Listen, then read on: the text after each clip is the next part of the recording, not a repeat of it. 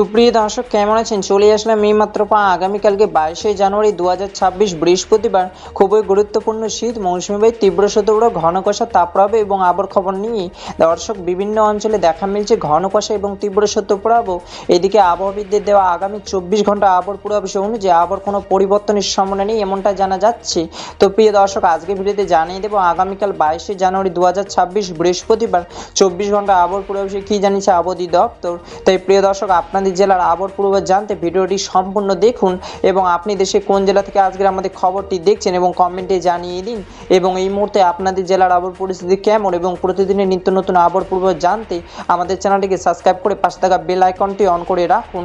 এইবার জেনে নিই এক নজরে দর্শক এই মুহূর্তে আগামীকাল 22শে জানুয়ারি 2026 বৃহস্পতিবার সকাল 11টা থেকে পরবর্তী 24 ঘন্টা আবহাওয়ার পূর্বাভাসে আবহাওয়া দপ্তর জানিয়েছে অস্থায়ী আংশিক মেঘলা আকাশ সহ বাংলাদেশে আবহাওয়া শুষ্ক থাকতে পারে এবং শেষ রাত থেকে সকাল পর্যন্ত দেশের নদী বন্দর এবং নিচু অঞ্চলগুলোতে কোথাও কোথাও হালকা থেকে মাঝারি ধরনের ঘন কুয়াশা পড়তে পারে এবং দেশের অন্যান্য সকল অঞ্চলগুলোতে কোথাও কোথাও হালকা কুয়াশা পড়তে পারে এবং বৃহস্পতিবার 24 ঘন্টা বাংলাদেশের দিন ও রাতের তাপমাত্রা প্রায় অপরিত থাকতে পারে এবং উত্তরে হিমালয় থেকে ঘন্টায় 7 থেকে 9 কিলোমিটার বেগে প্রবাহিত হচ্ছে শৈত্যপ্রবাহ কনকনে ঠান্ডা বাতাস, ফলে তাপমাত্রা নেমে গিয়েছে। আজ রাতের মধ্যে রংপুর, রাজশাহী, খুলনা, ঢাকা, ময়মনসিংহ, সিলেট, বরিশাল এবং চট্টগ্রাম বিভাগের কয়েকটি জেলায় তাপমাত্রা নেমে যেতে পারে 60 ডিগ্রি সেলসিয়াসের নিচে।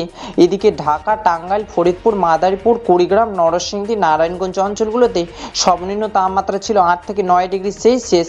আবহাওয়াবিদ জানিয়েছে 22শে জানুয়ারি বৃহস্পতিবার আংশিক মেঘলা আকাশ সহ বাংলাদেশে আবহাওয়া শুষ্ক থাকতে পারে এবং মধ্যরাত থেকে সকাল পর্যন্ত ঘন কুয়াশা পড়তে পারে। দর্শক এই ছিল আমার কাছে আবহাওয়ার খবর। দেখা হবে পরবর্তী দিনে আবহাওয়ার ভিডিওতে। ততক্ষণ পর্যন্ত সুস্থ থাকুন, ভালো থাকুন, ধন্যবাদ।